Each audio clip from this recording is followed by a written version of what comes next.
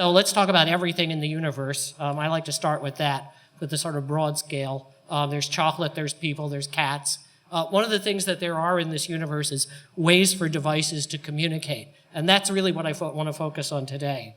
So let's narrow down to ways for devices to communicate. And as far as I can see, there are really two different ways. One of them is wired and the other is wireless. And I don't want to talk about the wired version because that's not what beacons are all about, and you're here to hear about beacons. So there are different kinds of wireless ways for devices to communicate. And there's Wi-Fi that's been around with us for what seems like forever now. There's Bluetooth, there's infrared, there's RFID, there's NFC, and probably some others that I'm forgetting. But anyway, let's talk first about the difference between Wi-Fi and Bluetooth. So Wi-Fi typically connects devices in an asymmetric way. One of them is sort of the host and the other is the client. In the case of Wi-Fi, the application that we're most familiar with is it connects a device to a router of some sort so that the router can supply the results of web requests. Wi-Fi is relatively high speed, between 450 to 1300 megabits per second from what I read. Now, I have to qualify that. When it says between 450 and 1300 megabits per second, that doesn't mean throughput. Throughput is different from speed. Throughput is how much you're actually getting. And in the case of Wi-Fi, one of the things that's happening is that the packets can be relatively large. Now, when you try to send a relatively large packet over the airwaves, a lot can happen between the sending of the packet and the receipt of the packet.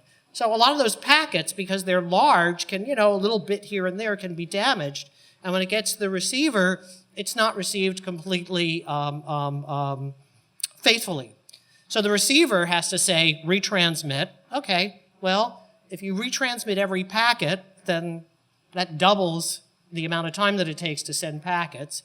Depending on how much retransmitting you do, what I've seen some estimates are that what you can get, and it's not unusual to get with Wi-Fi, is 1/10 of the ideal speed.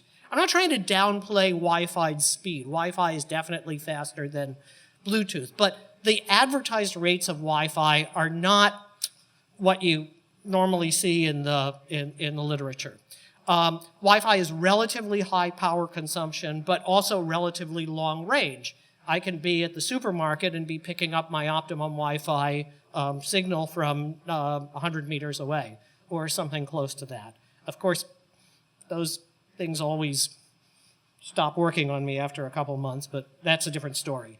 So that's Wi-Fi. That's the story as we know it with Wi-Fi. Again, the thing to remember about Wi-Fi is that it usually connects two devices that are in sort of a, not quite a master-slave relationship, but one is the big guy and one is the little guy. I'm the receiver and the router is the sender. Bluetooth, on the other hand, typically, and I say typically, is two devices that are talking to one another symmetrically. So you don't have one device that's doing all the sending and the other is doing receiving, except in the case of beacons.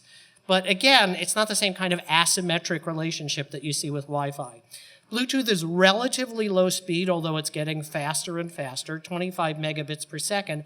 And in this case, with Bluetooth, packets in Bluetooth are restricted to being very small. In the latest Bluetooth standard, a packet can only be 256 bytes, which means that there's a damn good chance that that packet is going to go clearly from the sender to the receiver. And so retransmission percentages are smaller with Bluetooth, or tend to be smaller with Bluetooth than they are with Wi-Fi. They have a relatively low energy consumption. I've seen estimates that say they're 1/40th the power of Wi-Fi, and that's for standard Bluetooth, what we're going to call classic Bluetooth. That doesn't include Bluetooth LE. Now, I don't know if that's for real. I haven't done a study of the data, but definitely Bluetooth is lower energy. Even standard old classic Bluetooth is lower power consumption than Wi-Fi. And of course, Bluetooth is relatively short range. You can't be 100 meters from a Bluetooth transmitter and expect to see that that Bluetooth transmitter is there. So what kinds of Bluetooth are there? Well, there was Bluetooth 1, Bluetooth 2, Bluetooth 3, Bluetooth 4, and then Bluetooth 5. So there have been 5 versions of Bluetooth. Bluetooth 1 was around the year 2000, 2001. Bluetooth 5 came out in 2016. But the real cutting-edge difference was between what I'll call classic Bluetooth, and most people call classic Bluetooth, and what's known as either Bluetooth Smart. I don't really like that. It sounds too much crass commercialism, or what is commonly known as Bluetooth Low Energy, BLE. So let's start with classic Bluetooth. Classic Bluetooth is known formally as BDR, EDR, basic data rate and enhanced data rate. And the difference between those two isn't important. The idea is that classic Bluetooth is primarily designed for continuous duty cycle, like streaming audio. Keeps going and going and going and going. It uses 2.4 gigahertz radio divided into 79 channels. It takes, I'm going to call it, a relatively long time to make a connection. Now, you know, what's 100 milliseconds in our lifetimes? Not much. But when you see what it is with Bluetooth LE, you realize that 100 milliseconds is a relatively long time. So making that connection, forging that connection between, say, an audio transmitter and Bluetooth headphones takes about 100 milliseconds. And Bluetooth normally requires pairing. I don't know about you, but I hate pairing Bluetooth devices, because every time you have to pair a Bluetooth device, a new Bluetooth device, it's a different story. Press here, watch for the blinking blue light, go over here, find a code, turn around 3 times, say a chant, I don't know. Sometimes it works, sometimes it doesn't.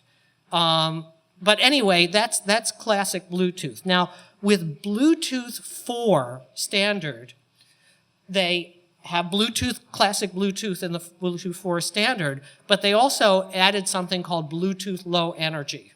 So Bluetooth Low Energy is part of the Bluetooth 4 standard. It is not the entire Bluetooth 4 standard.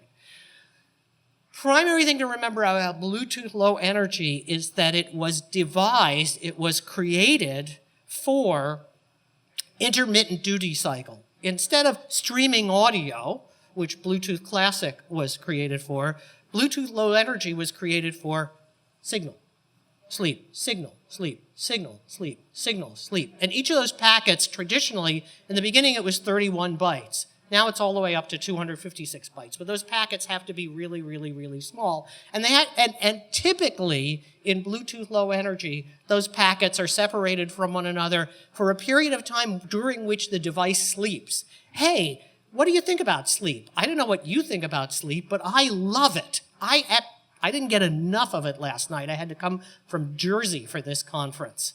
And, you know, my wife and, well, anyway, whatever. This is not a Henny Youngman routine. The point is, sleep is good, and what sleep does for Bluetooth devices, Bluetooth low energy devices, is it makes them extremely, extremely efficient power-wise. I got 3 Bluetooth Low Energy devices. This is beacons. I have 3 of these, and I got them used for half price, and so they probably had been used for a year or 2 before I got them, and they've been running for me for 2 years, constant. There's no on-off device. There's no on-off button on this device. So they're modern miracles in terms of low power consumption. And that's because they sleep most of the time. I'm kind of envious. Okay. The data remains in sleep mode until the connection is initiated and sleeps between data transitions.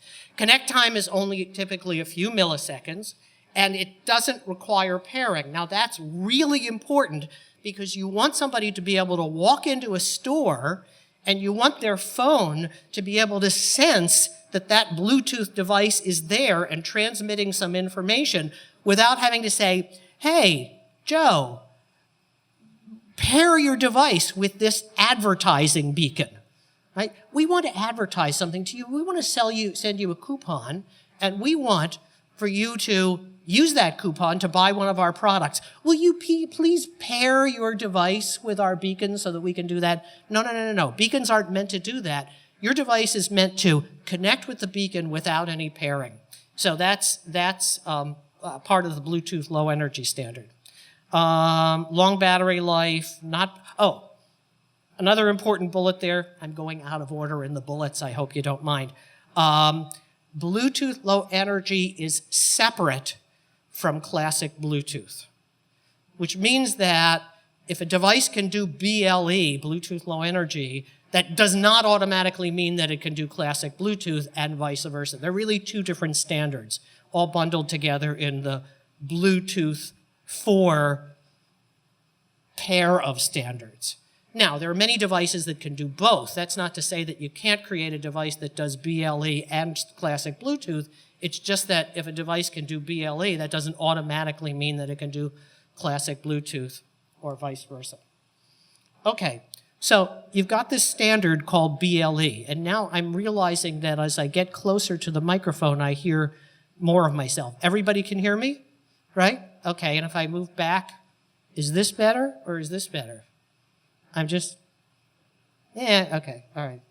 I once was at a Ruby conference where the first thing I said and I heard, and everybody, ah! So I don't want that to happen again. Okay.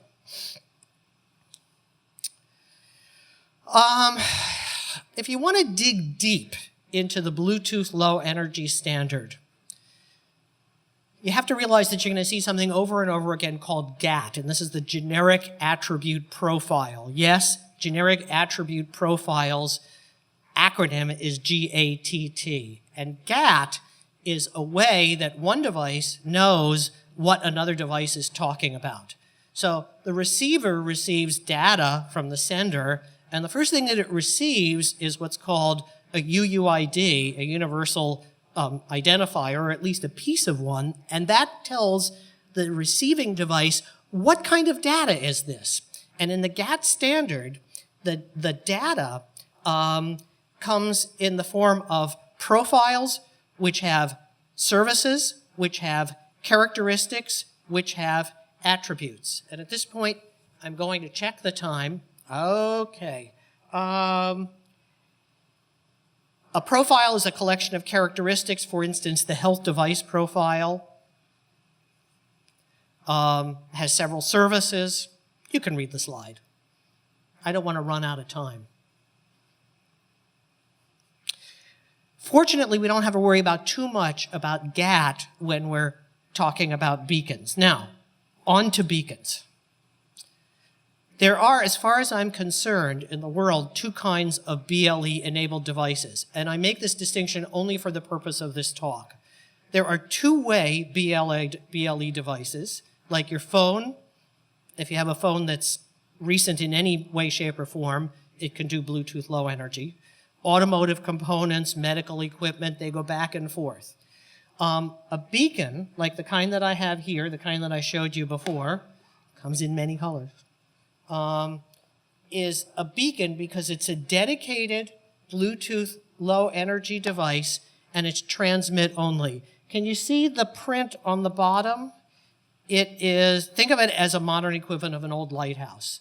And in fact, that analogy will carry us on to some terminology that we come to later. So the idea is that when a phone comes in proximity to a beacon, the phone says, aha, I'm here. It's kind of like location, like GPS, but for very, very small local areas. So GPS doesn't work inside a building, typically. How do you locate yourself inside a building? Typically, the way you locate yourself inside of a building is because you remember, the phone remembers where you were when you walked into the building, and also because there's Wi-Fi in the building and it happens to know where those Wi-Fi transmitters are. On the other hand, another way of your locating yourself inside a building is with a beacon. And who uses beacons? I have a list here.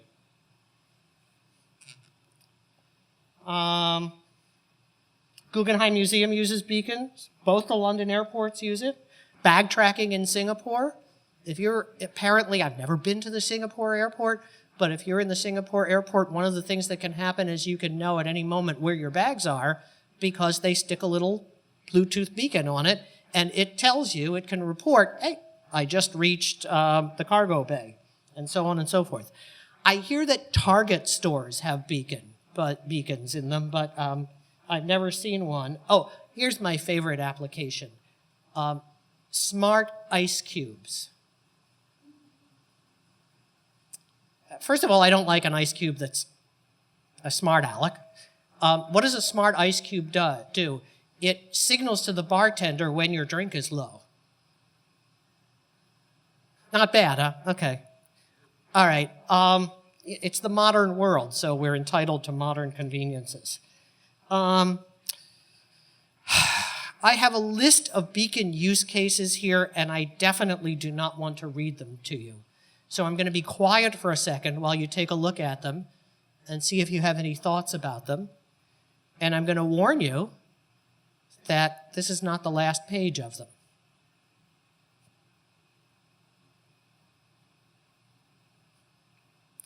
Tracking the location of your car keys is an interesting one because I never bother to buy those object tracker things because it's $50 for 4 of them, roughly. And I figure, no, I need 1,000 of them for $50 because that's how many things I lose typically in a day. All right, here are some more use cases. I've got 3 slides full of use cases. Guide participants through a treasure hunt or another game.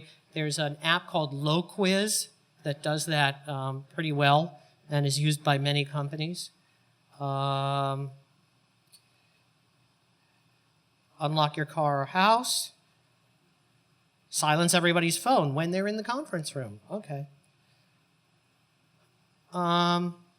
Yeah, the United Nations had an exhibit in New York City in 2014, I believe, where they educated people about the dangers of landmines, where beacons themselves were harmless substitutes for landmines. So there are lots and lots of uses of Bluetooth beacons. Okay, there are 3 or more different beacon standards, of which I think I read mostly about 2 of them. And the 2 of them, iBeacon and Eddystone, are, of course, brought to you by the 2 big companies, Apple and Google. I'm going to focus in on AltBeacon, the one on the bottom, for just a minute. But that one you hear less of, so I'm not gonna concentrate on it. Let's start with iBeacon. It's an Apple standard.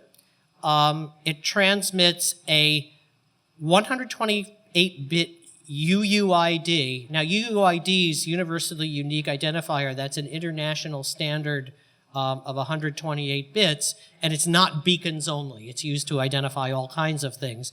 If you want to generate your own UUID, you could do it in a Linux or Unix system. You type UUID gen, and you get something like the 128-bit thing that I'm showing there.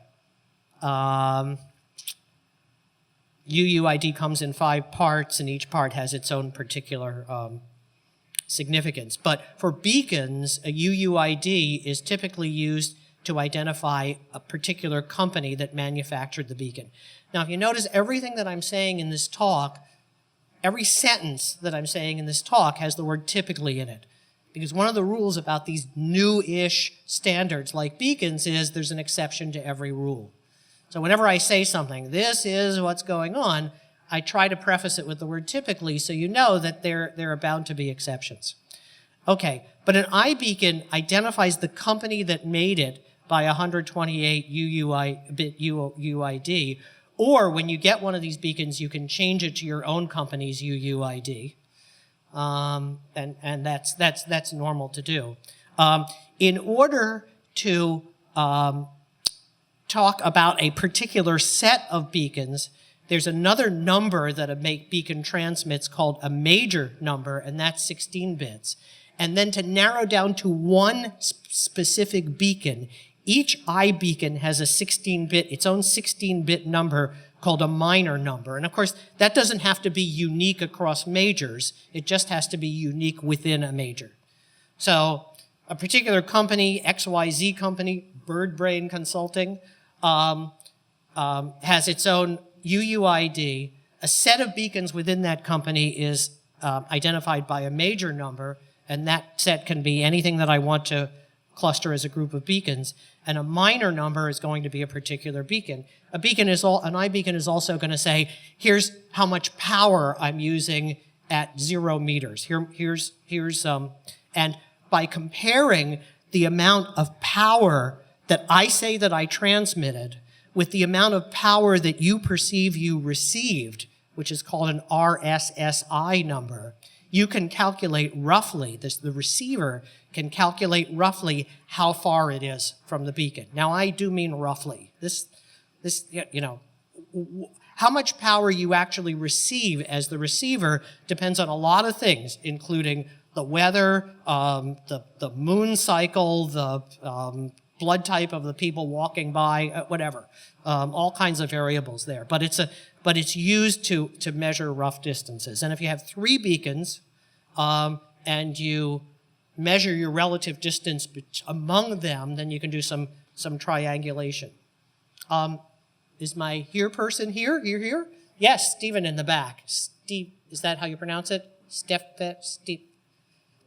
Anyway, I have a representative here from the Here company, and if you want to talk to him about location, he's a wonderful resource. Okay. Let's move on from Apple to Google. Google created its own standard called Eddystone. Eddystone, by the way, is the name of a famous lighthouse in England. It has a little bit more in the way of capabilities than an iBeacon. It can transmit any of 4 different frame types. So whereas an iBeacon always will give you a UUID, a major number, and a minor number, an Eddystone beacon will transmit one of 4 type things. One of them is a URL. Now, wow, do you realize how much information you can send in a URL? Think about the Android intent and the URI part of the intent. I mean, it's a pretty powerful mechanism. So if you can send a device a URL, that device can have a lot of information about what it needs to do next. And that, I think, is one of the powers of the Eddystone standard. The URL, though, has to be very, very tightly, it has to be HTTPS, and it has to be very short. The number 17 comes to mind. I think it's 17 bytes. And even then, there are other restrictions. So there's a site, beaufortfrancois.github.io/sandbox/physicalweb/URL validator, where if you are intending to send a particular URL with an Eddystone beacon, you can determine if that URL is valid for Eddystone URL transmission. Next, Eddystone UID. This is kind of parallel with iBeacon, but it's not UUID, it's just UID. It broadcasts numbers that identify the beacon, like an iBeacon. 10 bytes for namespace and 16 bytes for instance. An Eddystone beacon can transmit telemetry information. What's my battery voltage? What's my temperature? How many frames have I sent? What's the time since my last reboot? And so on and so forth. And the newest Eddystone kind of frame is the Eddystone EID, where I identify myself, but I identify myself differently every few minutes. So it's kind of like a smart card. For security, I change my identification every couple minutes so that I cannot be spoofed. I cannot be imitated. Okay, I just have to say that there are other beacon standards, and one of them is called Alt-Beacon. There are a couple of things listed here on this slide to tell you what Alt-Beacon advertises. Nice thing about Alt-Beacon is that it's a very open standard. I don't see it used a lot, but who knows where the direction of these things is going.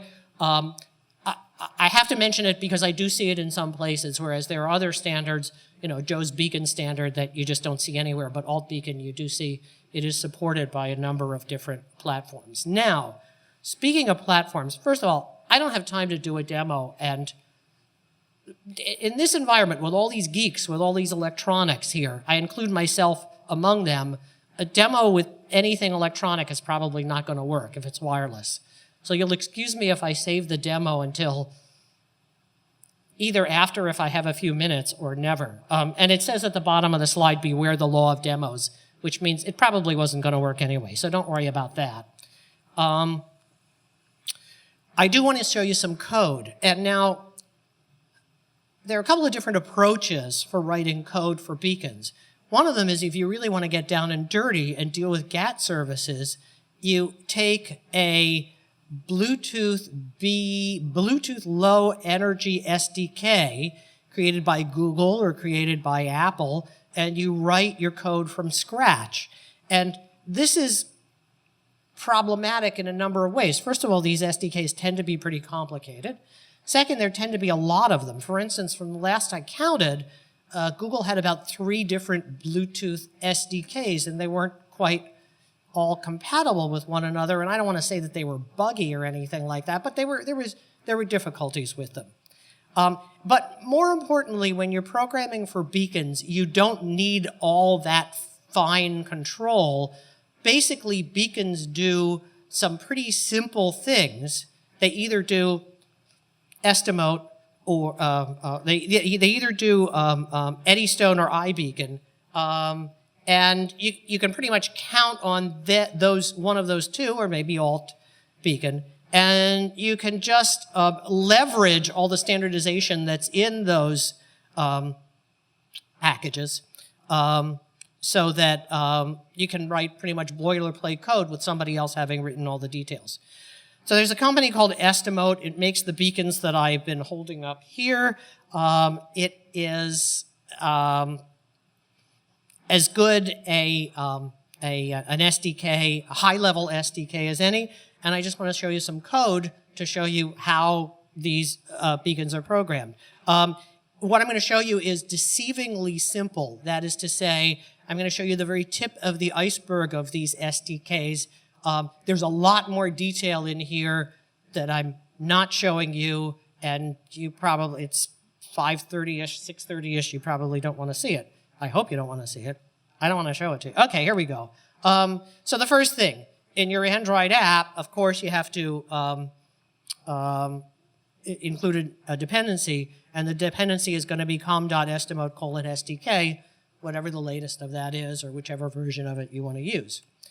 Next, any beacon technology is going to require location access. And you can usually get away with coarse location. I've seen 1 or 2 apps where you need fine location, but I've never needed to use it. There's a really cute thing in the Estimote SDK. System requirements checker, check with default dialogues. And what that does for you is gets around all the code that you have to write in order to prompt the user when permissions are required. And I really like that because, because I'm lazy. There you go. So you put that in your code along with your user's permission, and you're done worrying about permissions, unless you want to do something more customized. Now, there's iBeacon code and there's Eddystone code. First, I'll show you the iBeacon code. If I have a few minutes, I'll show you how Eddystone code works in contrast. They're not that different. So let's talk about iBeacon code. Now, you remember what iBeacon transmits is just a UUID, a major number, 16 bits, and a minor number. The UUID says what company is taking ownership of this beacon. The major number says what group of beacons does this belong to. And the minor number says who am I? Which among those beacons am I? So let's see. The first thing you have to do is say, what's going to happen when a device, a phone, notices that there's one of these iBeacons around? Well, in your code, you say create a beacon manager and set its monitoring listener. And here we have an inner class that has a new monitoring listener. And basically all this monitoring listener says is, what kind of code am I going to execute when I enter the region?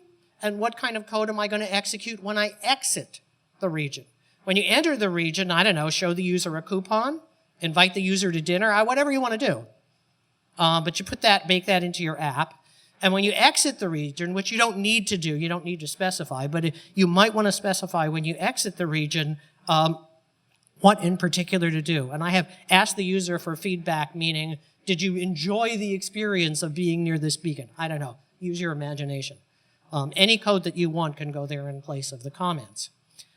So first, we've said, what happens when you get near the beacon? What happens when your phone detects that it's near the beacon? What happens when your phone detects that it's walked away from the beacon? And there's a delay, which you can customize so that it doesn't wiggle in and out of the beacon because of people passing by.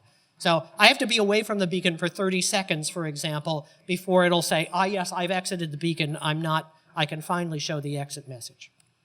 Okay, now, you have to say, you have to start monitoring for beacons. So here we are. When the beacon manager service is ready, what are you going to do? You're going to start looking for certain beacons. And what you're going to do is look for beacons within one or more regions. Now, a region is a collection of beacons. So in the Estimote SDK, in order to create a region, you say, what's the UUID for the beacons that we're looking for? And optionally, you can say null, what's the major number? And optionally, you can say null, you can say, what's the minor number? So you can say, for example, I want all beacons in that topmost UUID, where I would say UUID, null, null. And that would give me any beacon from XYZ company. Or you can narrow it down to a group of beacons by specifying a major number, or you can narrow it down to a particular beacon by specifying a major and a minor number. And you can create as many of these regions as you want to start monitoring, and then you say, what am I going to do when I've found them? There are actually two different things that you can do with an iBeacon, and they are monitoring and ranging. Monitoring means you're firing an event when the user enters a region and exits a region. Ranging has nothing to do with firing an event. Ranging says, what beacons am I looking at right now? Give me a list. What's here? I don't care that I just exited the region or entered the region. What I care about is, give me a list of all beacons that are in the neighboring vicinity.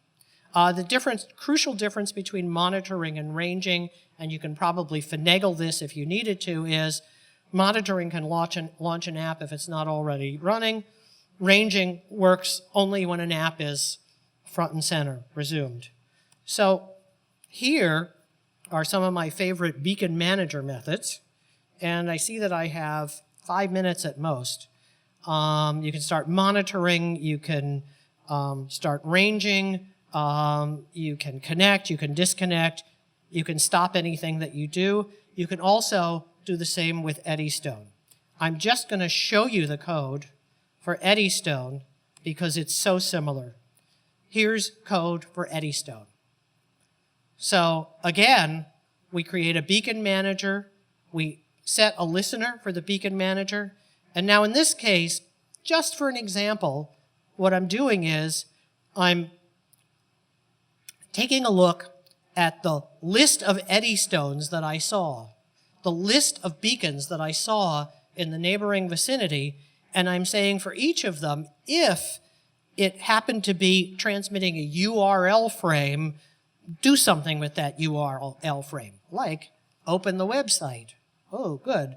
Open my company's website, something like that.